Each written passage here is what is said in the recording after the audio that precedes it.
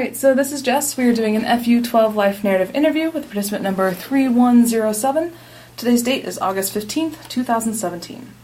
So this is going to be an interview about the story of your life. So our purpose in these interviews are to get to know you better and to catalog people's life stories. Okay. So please know that there's no right or wrong answers to any of my questions. Instead, your job is going to be to tell me about some of the most important things that have happened in your life and also how you see your life developing in the future as well. Okay. So I'll guide you through this interview so we can finish probably about an hour to an hour and a half. So since we're starting exactly at 2, we should be done by 3 or 3:30. Sounds good. So I should also let you know that I need to read these questions exactly as they're written for the sake of the research. So it's not a test in any way. We just want to be consistent in the way we ask these questions. And then that means I'm not able to provide a whole lot of feedback or responses to what you say, as I don't want to influence your story. So please don't worry if I don't seem very responsive or I'm not really reacting. And you may also see me write some things down occasionally. I'm not evaluating you. I'm just taking notes of the parts of your life that you mentioned. And then some of the questions can be kind of long, have multiple parts, so I'm happy to repeat anything you would like. Okay. And then if you want to take a break at any point, get some water, bathroom, whatever, just feel free to let me know. Okay. Okay, so are you ready to begin? I'm ready. Excellent. So I'd like you to begin by thinking about your life since the age of 18 as if it were a book. So imagine that each major period or aspect of your life represents a chapter in the book. You can have 2 to 5 chapters. Please provide me with a title for each chapter, and then briefly describe what happened in each chapter. So this first part we want to spend probably about 10 minutes on or so, so try and keep your descriptions of the chapters rather brief. Okay. So what would you like to title your first chapter? My first chapter, Flying Away from the Nest. Okay. And what would you like to say about this chapter? I left a very small town in Illinois and came to St. Louis to nursing school. Okay. And spent 3 years in nursing school. Got married my senior year. And then continued to live in Missouri. Did not move back to Illinois. Okay. Married my high school sweetheart. And then I had 2 children. Okay. A boy and a girl. Oh. Yeah. And so I guess that would be the first chapter? Okay. Or should it go... It's kind of up to you how you'd like to break it up, really. Okay. So yeah, if you want to move on to your next chapter, that's fine. Okay, let's move on to the... Cause, yeah, the children are 4 years apart. We, at one point, lived in downtown St. Louis, or near downtown St. Louis, in a place called Claytown. Okay. So we met a lot of different kinds of people. And all kinds of socioeconomical levels. And it was during the peace marches, and so we had a lot more experiences than we would have ever had we stayed in a small town. Mm-hmm. And so the friends that we knew, that we grew up with, are becoming less friends because their beliefs are very different, and they were making more friends on the, I guess, wilder side of life. Okay. And so that would be, I guess, that second chapter. Do you have a title for it or anything? Wow. No, I'm thinking, how about growing up? Sure, I like it. All right. And then do you want to say anything else about that chapter, or would you like to move on to your next one? We'll move on to the next chapter. Okay. We moved to University City, bought a house, and many of the people that we knew in Claytown also moved to University City. So we continued to grow, and as a family, bless you. And my husband started night school. He had been in the Marine Corps and was in Vietnam, we had, some of that stuff going. What happened, the ravages after war.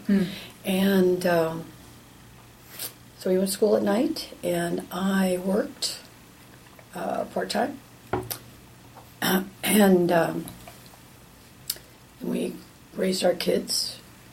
I guess this could and we, again, made more friends. The neighborhood was like family. If we didn't go home for a holiday, which is only 50 miles away, everybody was there. Yeah. So we had Sunday night potlucks at a friend's house that everybody went to, and Our kids were free-range kids. They knew to be home at dark. Yeah. And so it was really a pretty nice time. I mean, everybody has their ups and downs. Mm-hmm. And we watched some friends go through divorces and things like that. But we were able to raise our kids. They went to public school, and we went through the band, all the band practices, Yeah. the performances, the football practices, the performances. Mm-hmm. Yeah. And my son played football. My daughter was a swimmer and played field hockey. Okay. And so got them up through high school, and then we'll go to another. Okay. And then do you have a title for that chapter you just described? That was, no, I don't. Let's see. What was the last one? Growing up? Growing up, yeah. And growing on. Okay. Growing up and growing on. Okay. And then how about your next one? The next one is be when they went to college. Okay.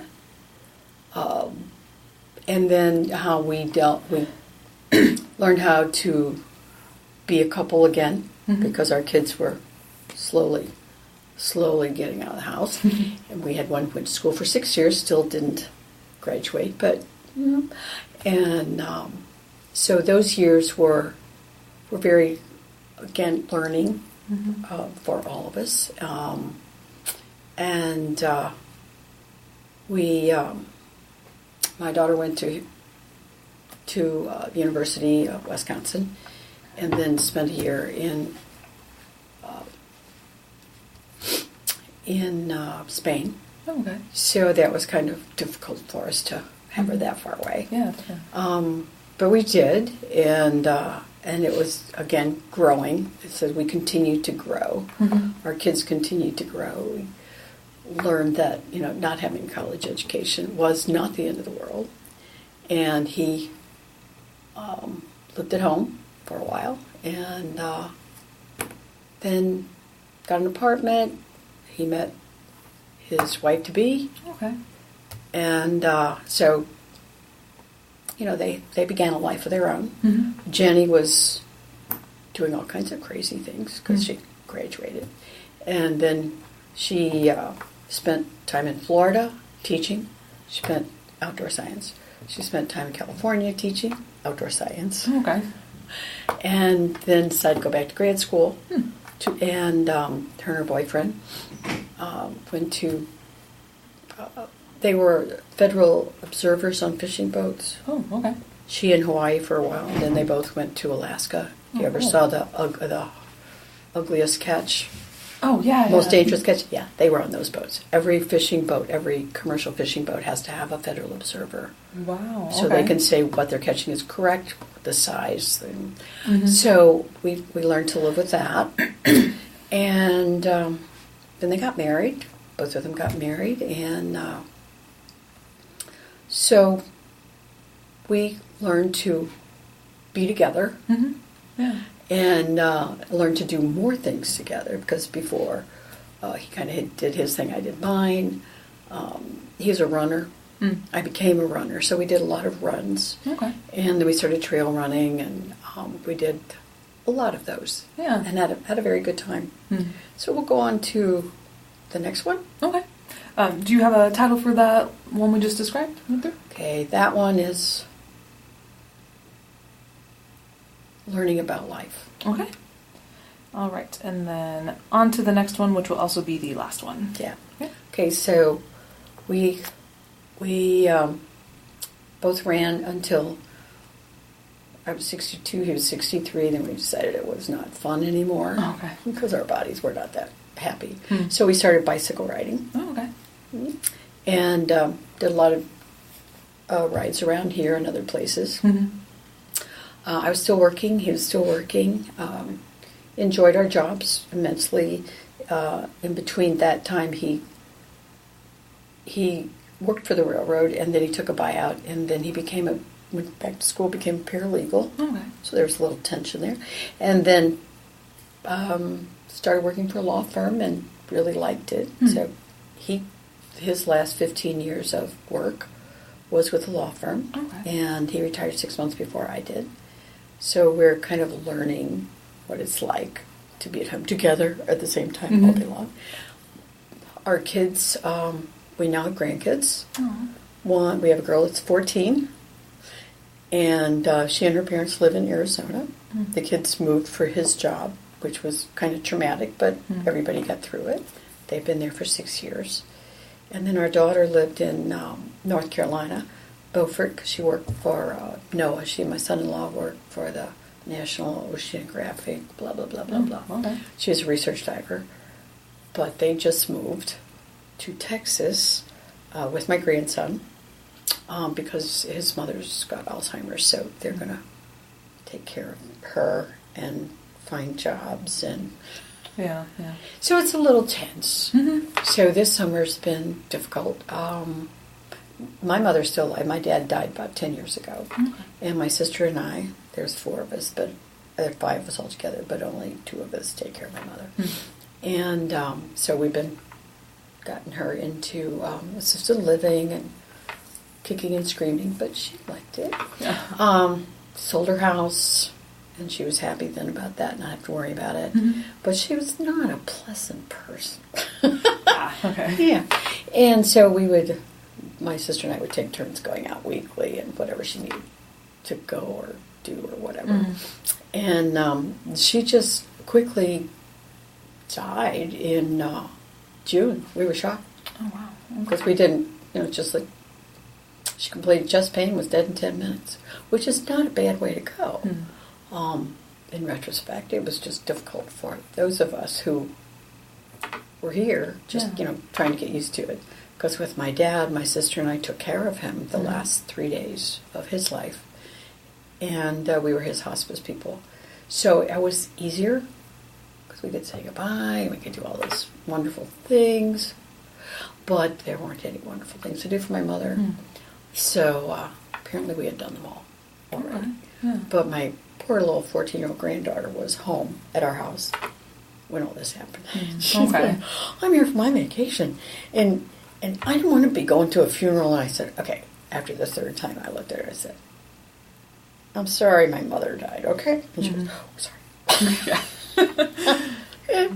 And so the kids came in for the funeral. Okay. Yeah.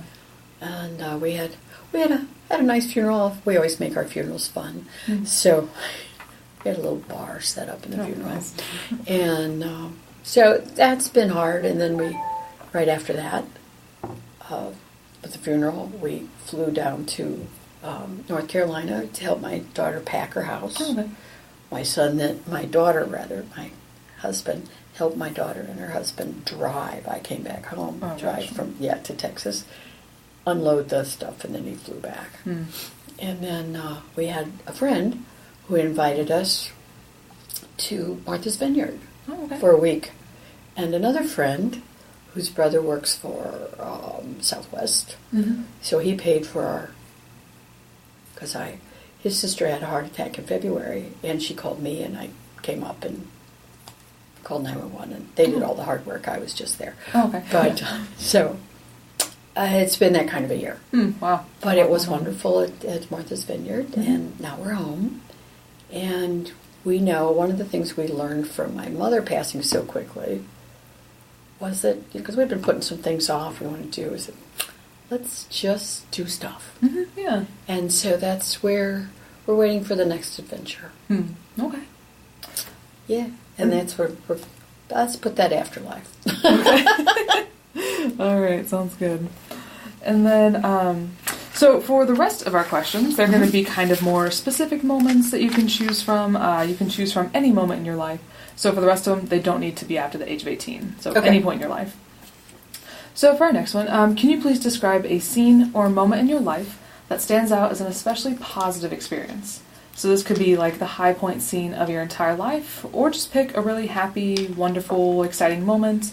And then for the moment you choose, describe things kind of like what happened, when and where it occurred, who was involved, what you were thinking and feeling.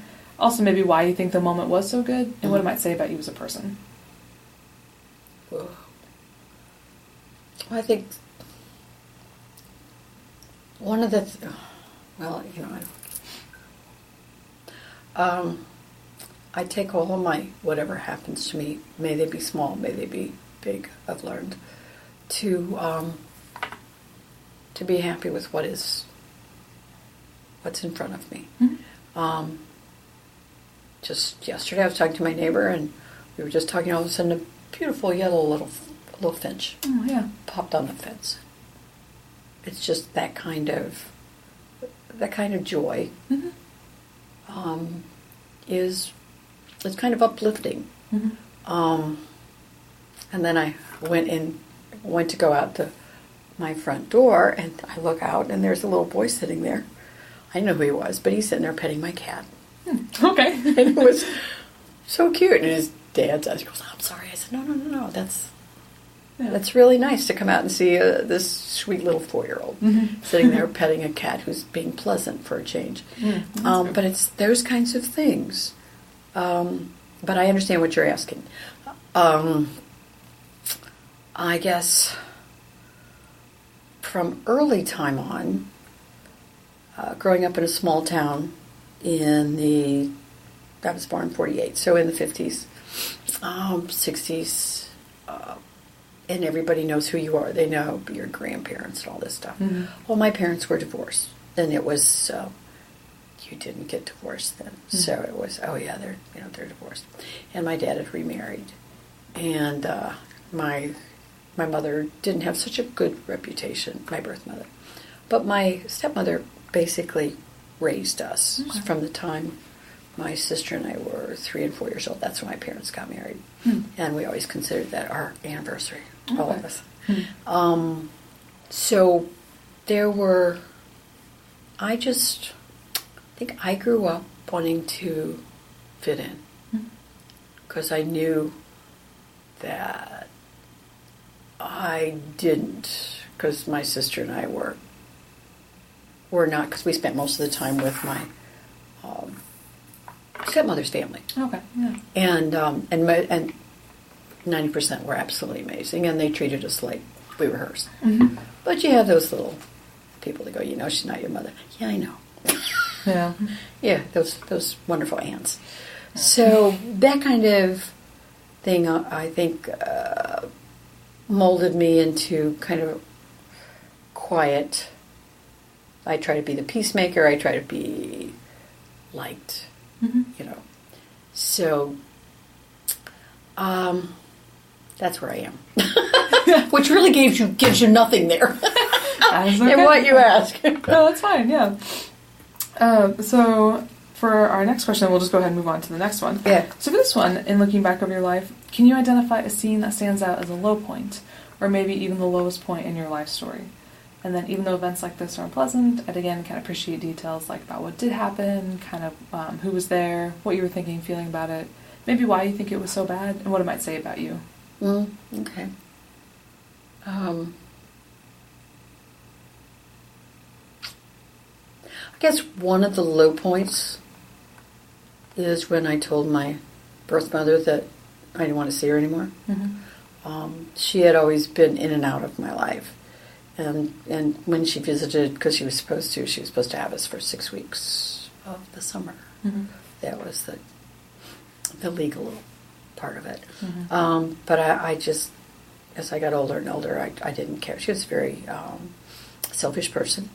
And so I didn't enjoy going, and I cut it down to about a week. Mm-hmm. And then when I got married and my kids, she would come and she'd be hours late, and I guess that was all about her. And on Christmas, we didn't get a package for the kids didn't get gifts, and I thought, fine, good, maybe this is it. Mm-hmm.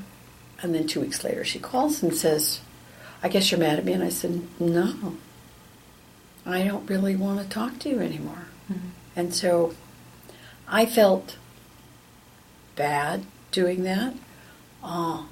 But at the same time, once I did it, I felt uplifted. Mm-hmm.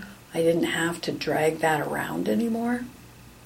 And so I call my sister and say, "Hey, here's what I did. It's in your court. Whatever you want to do, I'm just letting you know that I'm not having anything to do with her anymore." Mm-hmm. So she said, "Okay."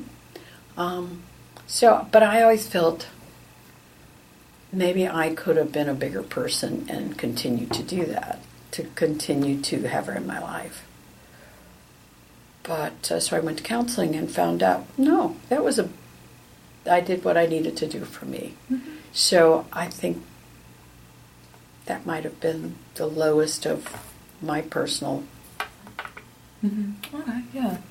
Well, I do appreciate you telling me about it, even though obviously it sounds like it was a really difficult time. It was. Yeah. It was a very difficult time, yeah. So we'll go ahead and move on to our next one then. So for this one, in looking back over your life, it might be possible to identify certain key moments that stand out as turning points. So episodes that marked an important change in you or your story. So looking back over your life, can you identify an episode that you now see as a turning point? I think, well, having my children was a big turning point for me. And again, I go back to this because then I realize how a person could give up her children. Mm-hmm. I could never give up my children, and my mother did. Right. And so that was a big one, which kind of helped me go on down the road to say goodbye. Mm-hmm. But in raising children, how important it is to be good to them, be fair to them, and love them. Mm-hmm. And in my work, I worked here. Oh, okay. I was a nurse for 39 years at the health service here. Oh, okay. And I guess the last 15, almost 20, I worked in mental health side of it. Okay. So, but mental health has always interested me, and what happens with kids at an early age if they don't have that feeling of somebody loving them and being there, structure Mm-hmm. for them. So I think my kids were a turning point for me, and how I looked at other kids, at other parents, and wanting to continue on to hoping that they could have a good life. Mm-hmm. Yeah, definitely. Yeah, that makes sense. All right. So we'll go ahead and move on to our next question then. So for this one, I'm going to ask you to concentrate on another event that stands out especially strongly in your story. So this should be some kind of key event, some kind of specific happening, critical incident, or a significant episode in your past set in a particular time and place. I guess my kids' weddings were important. Okay, yeah. My son was married at my sister's house. She had a big house on Flora. Oh, okay. And it was fun. Mm-hmm. They had a big party later, a couple weeks later. Mm-hmm. And just, it's that feeling that your kids are happy. My daughter was working in Hawaii at that time on a fishing boat. Ah. And flew in to surprise him. Oh, okay. So it was, having my family there and all of our friends and family Mm-hmm. at the party, not at the wedding. The wedding was small. Oh, okay. But and then at my daughter's wedding, which we had at Forest Park, Oh, cool. again, lots of family and friends. Just to see everybody happy and loving. My parents were there, I guess, and my husband's father, he was still alive, so he was there. It was just a wonderful, Mm-hmm. wonderful love fest. Yeah. Those both sound like fun, yeah. Yeah, they were a lot of fun. Yeah. Yeah, I always see those weddings in Forest Park. They look so pretty, yeah. And my brother-in-law brought his band, Oh. and they played. We invited homeless people in the park. Yeah, you want something to drink? Come on. Oh, well, that sounds really special, yeah. All right, so we'll go ahead and move on to our next one then. So for this one, in looking back over your life, can you identify and describe a scene or a period in your life, including maybe the present time, wherein you have confronted a major health problem, challenge, or crisis? So talk about what the health problem is or was and how it developed. If relevant, discuss any experience you had with the healthcare system Mm-hmm. when you were going through this, and then also talk about how you coped with it and what impact it had on your life. I myself, nor my husband, we've been very lucky neither. Okay. We've just had small appendicitis, things, that kind of thing. My son, however, has had 2 surgeries, and they were huge. His colon burst. Oh gosh. And It was awful the first time. He didn't have a doctor. Just called, and that was before everything was online. So he called and was sent to a doctor in North St. Louis, and they sent him to a hospital that's no longer working, thank God. So we sent him there off Kings Highway, Deaconess. And so he had his surgery. It was awful. He almost died, which we were just in. He had a little one who was, I guess, 3 months old at the time. So Chris got out of the hospital. He had they removed about a foot of his colon, and he had a bag. He had a colostomy bag, which is pretty traumatic. Yeah. So he went home, and then my husband and I, we would go and see him. He had home health care coming in for the bag and stuff. But then he started having some other issues, and he tried to call that doctor back, and he never called. So my sister, who worked for a surgeon, called, and we got him into another hospital. And so in a week's time, he had 2 major abdominal surgeries. They went back in, fixed it like it was supposed to be, and he did much better. Okay. He did really well. They took the colostomy out, but it was a hard, long trip, physical therapy and all of that. And of course trying to make money, to raise his family. And then when about 12 years later, when he's in Arizona, he was experiencing some abdominal pain, and then all of a sudden, abdominal all red. So he went to the emergency room, and they called us, and we came out because they opened him up, and they had to take some more intestines, but they cleaned it all up. But again, we worry a great deal about this, and he's concerned, and so the first time with the healthcare system, it was not good, and of course I let them know. That's why I thought, because he couldn't, the broth they were sending me couldn't eat. It was too salty, and I said, okay, let's try this, and it's just like nobody listened to you. The second time, in the next surgery a week later, he's at Moab. Okay, And one of the male nurses, he didn't know I was the nurse. He said, because I said, he needs some, Christopher is very depressed. He needs some encouragement. Well, he didn't take care of himself and blah, blah, blah, blah, blah. And that's why I said, stop. Did you read his file? No. I said, go back and read his file. You read his file. This is his second surgery in a week's time. It has nothing to do with not taking care of himself. So then he apologized. And then the whole time Christopher was there, which was a week, he got him up twice a day and walked him. Okay. I mean, he learned. Yeah. I said, first of all, you don't say that to a patient's family. Right. And secondly, you need to read their files before you make any observations. So, other than that, then it was fine. And the folks, when he had this other surgery 12 years later in Arizona, they were amazing. Okay.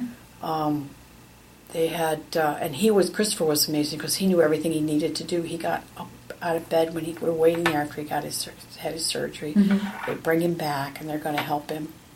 They're going to move him from the gurney to the bed. And he goes, no, I'm walking. He got up and he walked. Okay. And every day and they started asking him, because there was a couple people on who didn't want to get up because it hurts. It hurts terribly. So would you explain to this guy? So he would go over to this man, and they would walk together. But, that was a difficult but wonderful outcome. Well, I'm glad everything went okay, eventually. Yeah.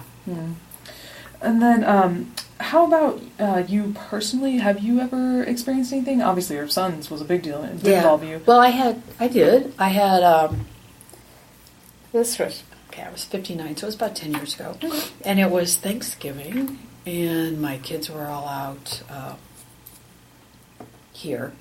And I hadn't been feeling, after Thanksgiving, I don't have a gallbladder, so sometimes if you eat too much fatty things, you just feel nauseated. You just go, okay, that's what that is. So I wasn't feeling that well. We went to a couple stores because it was Friday after Thanksgiving, and everybody's shopping, and I'm just not feeling well. And then my daughter, and her family, they're going back to North Carolina Sunday morning, and they're going to get up really early. But I continued not to feel well, and so I'm sitting in my chair and I'm waiting for them to call me that they're home. Once they call me, they're home. And John goes, he kept saying, "You're not feeling well. You need to get up." I was running a little temperature. I didn't want to eat, didn't want to drink, so I get up out of the chair and I'm all bent over, and I said, "Okay, we can go now." Yeah. And so we went to Barnes. Basically, they took me in because my temp was up and blood pressure was up, so they took me in. And that was at 10:30. About up on the nurse felt I had an appendectomy coming up. She was pretty sure it was appendicitis, but the intern goes, "No, she's too old. She's too old." So she came back and she said, "Okay, I got a bet. If you have to have, if you're having the attack, I win. If you have the surgery, I win." I said, "I'll try." So I had about 5 a.m. They did an appendectomy, and so I called my boss that morning at 9 o'clock. I said, "Tom," he goes, "Where are you?" I said, "I'm in the hospital. Just had my appendix out." He goes, "Oh, when do you think you're coming back to work?" I said, "I don't know." Yeah. Every boss, But everybody was really good to me. Okay, well, good. And I was very lucky. Nothing big, but it's just that I never like to have these, when you have these aches and pains, that's what you have in life. I was a runner, I did all this stuff, so you're used to aches and pains. But I don't want to go to the ER and they say, "Hey, you're fine," and then go home. It's got to be something. Right. Yeah. So that was it. And the nurse won her bet. Yeah. And she did. She was so happy. Yeah. All right. Well, thank you for telling me both about your health, or your son's health problem, and then yours as well. So for our next question, I'd like you to describe a specific event or moment from your life in which you became aware of your ethnic and cultural background. So please provide as much detail as possible about it, and how has it affected the way you think about your own cultural background or culture? Well, it's funny. My mother she's always been to genealogy, and of course, her genealogy is different than mine. But she knew all the she knew all the names and everything. So we've got books.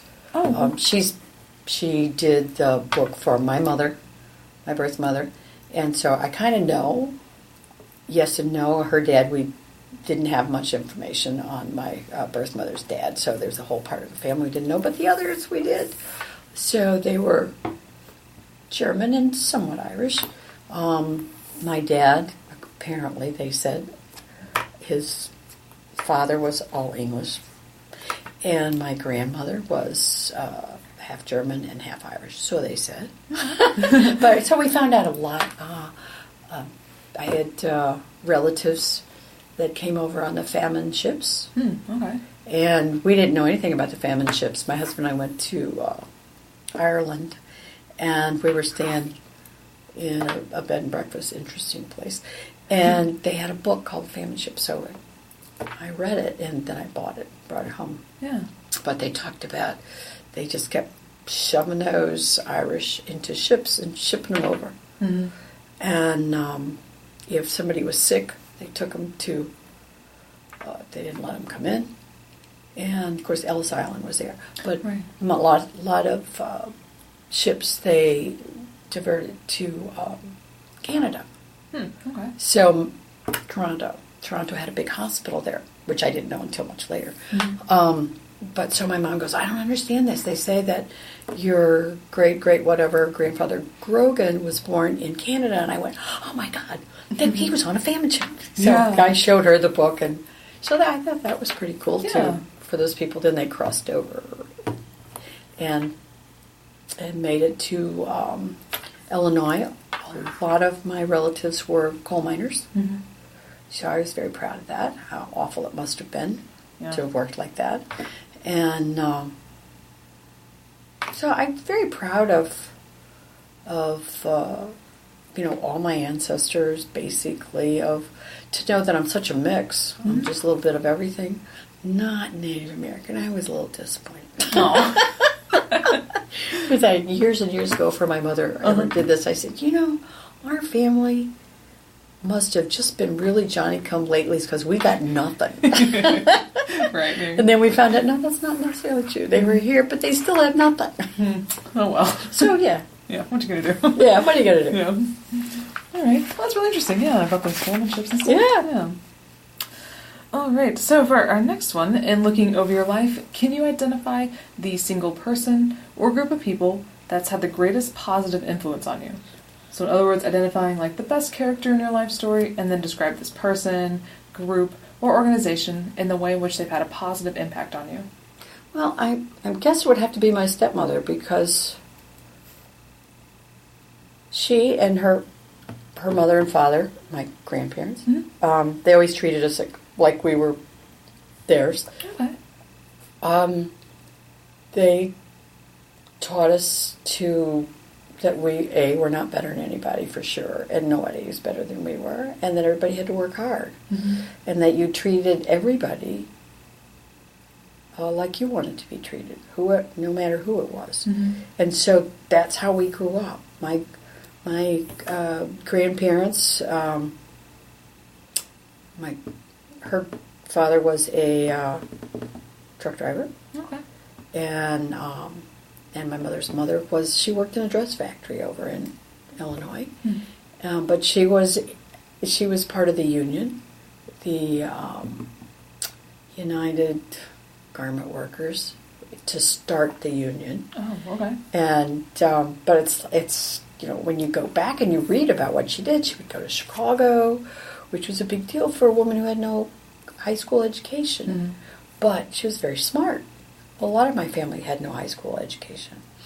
And but she worked in that dress factory, and she was a great organizer. And so then, and my stepmother, she went to high school. She graduated. She worked at a bank.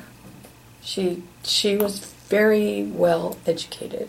She spoke very well. We all spoke very well, because she just couldn't stand to have bad English. All right, yeah. Bad English, no. So yeah, I mean, she taught us the right way to do things and the wrong way. And then, of course, you knew what was going to happen. You always knew what was going to happen if you screwed up. But because there was always consequences. Right. But they were never a surprise. And so, yeah, I think that would be it.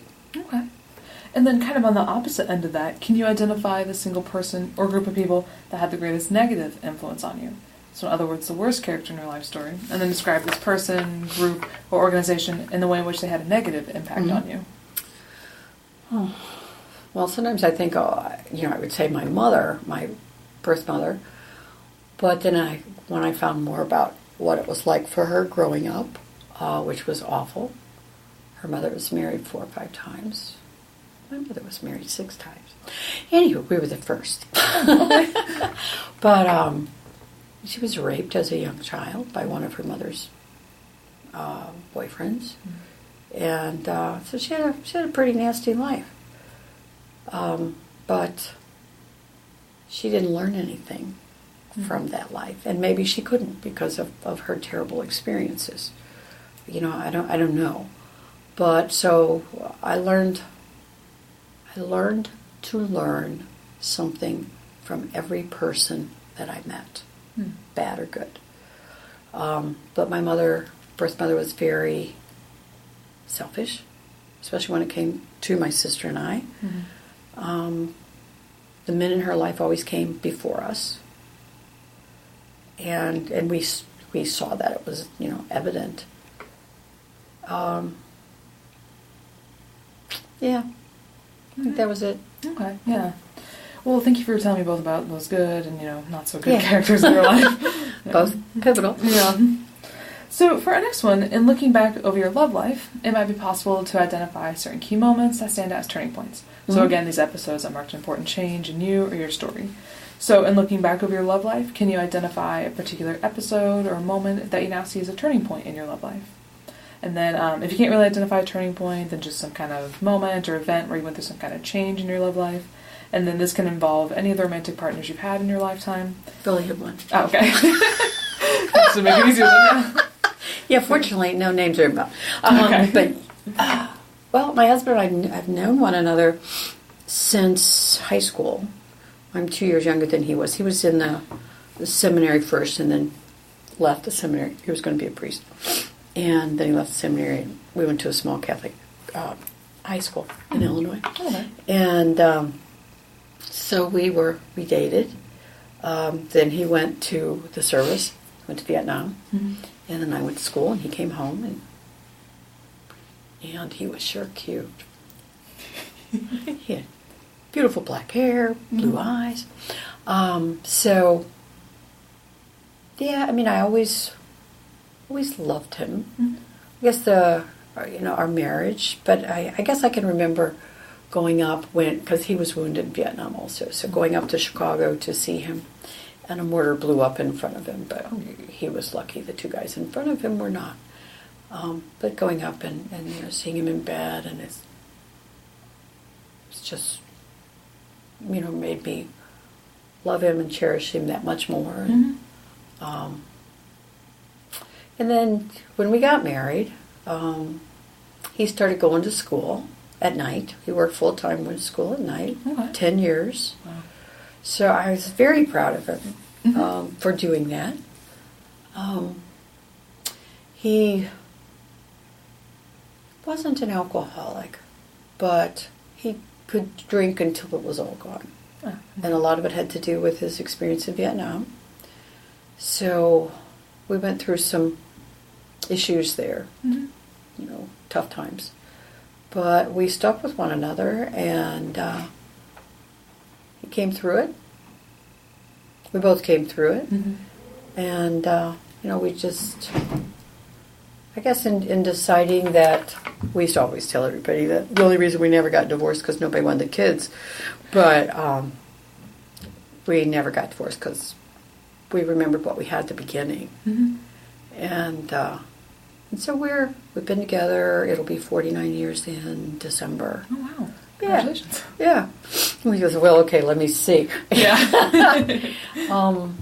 But we both have good senses of humor. Mm-hmm. And we both respect one another, I think. Yeah.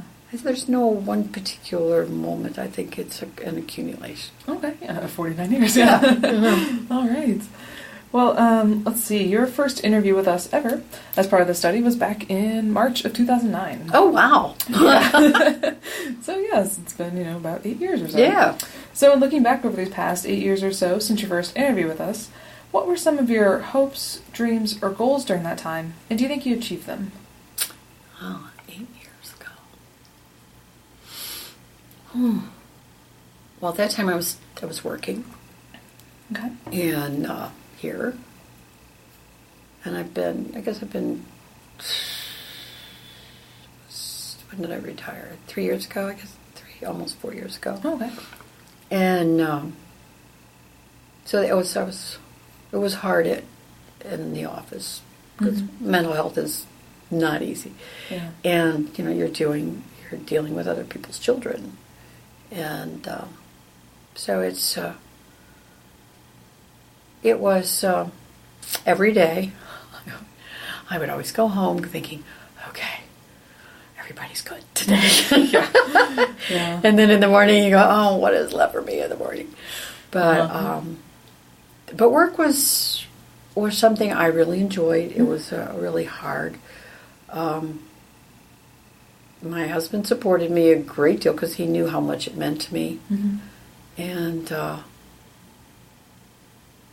I think, I don't have any specific goals. Okay, yeah. I think the goal is just to go day by day and,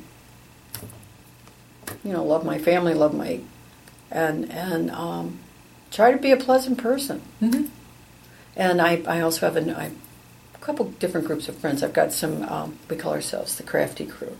We make quilts and stuff, and go to craft fairs. Oh, fun! And then I have my neighborhood friends, Mm-hmm. and some that I even lived with. That we lived with in Laclede early on, that I meet for breakfast every morning. Oh, okay. So we've got all kinds of stuff going on. Yeah.